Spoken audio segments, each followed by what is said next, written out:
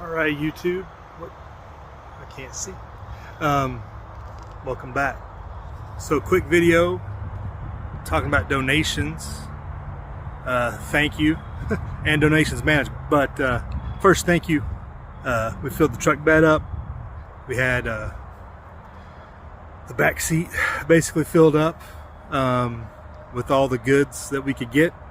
All in total, it was just over $1,100. And appreciate it. Thanks to everybody that gave, and the thoughts and prayers of everyone that was involved, and just continue with everything going on. So I didn't take a lot of video of the delivery.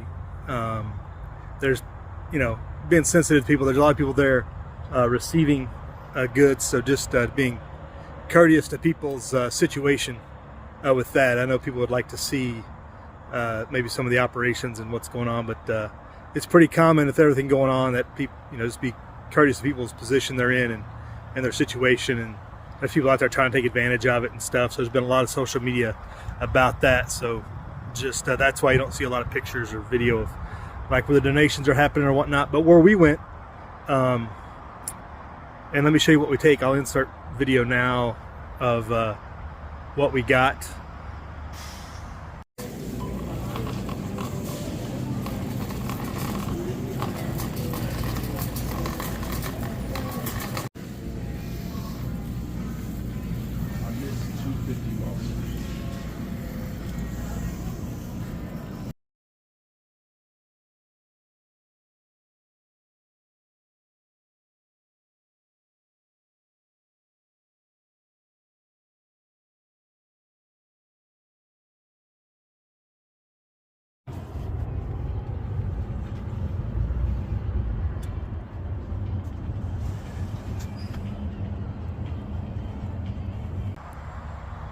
And so with that,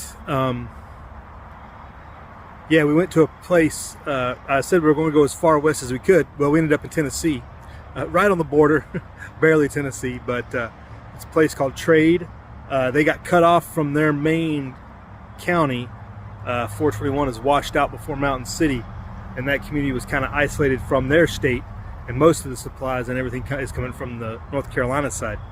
And they also were helping out in Ashe County, North Carolina, with parts that can't be reached from Jefferson and their side. So it's a big community effort. So I had a chance to talk to the guy that was there just briefly, and he kind of talked about that, how they're going up into the far western reach of Ashe as it borders Tennessee and stuff like that. And just that area was hard hit, obviously, as everybody else, but there has been a lot of access from people that would normally support that side. So that's why we went in there.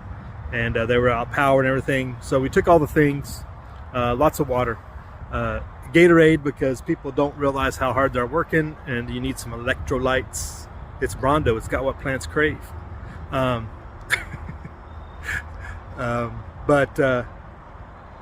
just a little bit of everything. Diapers, socks, winter hats, couple coats, things that just you never know who might need, and just to add to the supplies. The place was running like a well-oiled machine. People were handing out. They had it set up for people who could go through and get what they needed. Lots of helpers, people coming and going. It was definitely busy,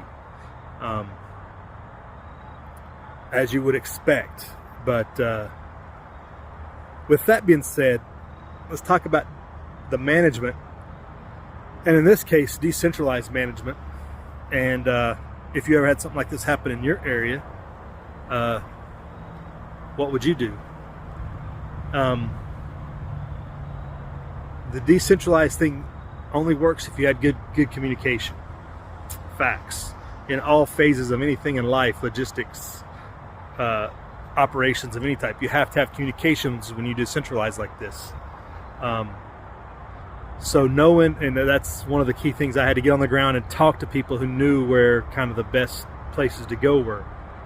Sure, there's places that would have been closer in town or on the east side that could have used it, but maybe not the most impactful necessarily. Everybody's going to be getting stuff in the future, but that's just where I wanted to get out to the edges there. So having that communication and people knowing on the ground, so knowing who's somebody on the ground, and then having people you can trust that do it. So obviously community members of Warrant that are doing all this, and we talked about the churches in particular, but there's a couple other places that aren't tied to, and this was not a church location. This is like a warehouse. You can check it on the map. Right there on the border of 421 into Tennessee, and that's where they were running that out of. It's somebody that everybody knows in the community, and to set this up. That's key, as communication and trust and knowing who you know, trusted members of the community. Otherwise, you end up with everybody relying on the state or the county and them having to do everything, and everybody wait until other volunteers come in and it's an official sanctioned thing, and nobody knows anybody, nobody knows anything of what's going on. And that's why donations management gets so messed up in so many disasters, is because, and even in this one, they started saying early on, don't just donate to anybody, make sure it goes to yada yada NC or whatever they're trying to get. Obviously Samaritan's Purse is a well-known, which is a great place to donate, but people out in the communities know where it needs to be going, and talking to the people on the ground and doing the work. Like, if you know that, that's an easy, more direct access. If you're coming from somewhere hundreds of miles away, you wouldn't necessarily want to go with that route unless you know somebody on the ground. And people on Twitter were really emphasizing this when they were going into different areas, that they knew somebody and they had direct comm with somebody, well, usually somebody else on Twitter that was in that county, in that town, and they were bringing them in to them and helping them. So that's key when you see a lot of this ad hoc stuff that seems maybe sporadic, but it's just decentralized, in that point X in the eastern side of the state talk to point B in the western, they're bringing stuff to them, and just there's 100 points like that, literally 100 points of people that have family in a lot of cases, that they can talk to and be like, okay, where can I bring some goods and services, and who needs the most help, and what do you need, you know? Hopefully that road noise isn't too bad.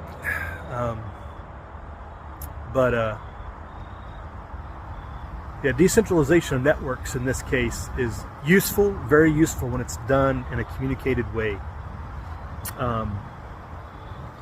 If it's not communicated, it becomes a disaster.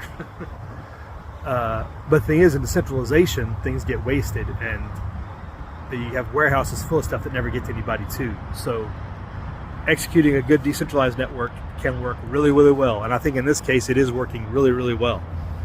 So if you ever have to do anything with donations in a disaster in particular, but also in other operations as may be determined in the future,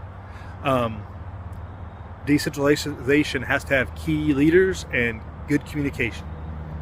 So I'll just say that and leave it at that. Thank you again for everybody that donated, and somebody will be impacted and helped, I have no doubt. So, through YouTube, prep hard, live free.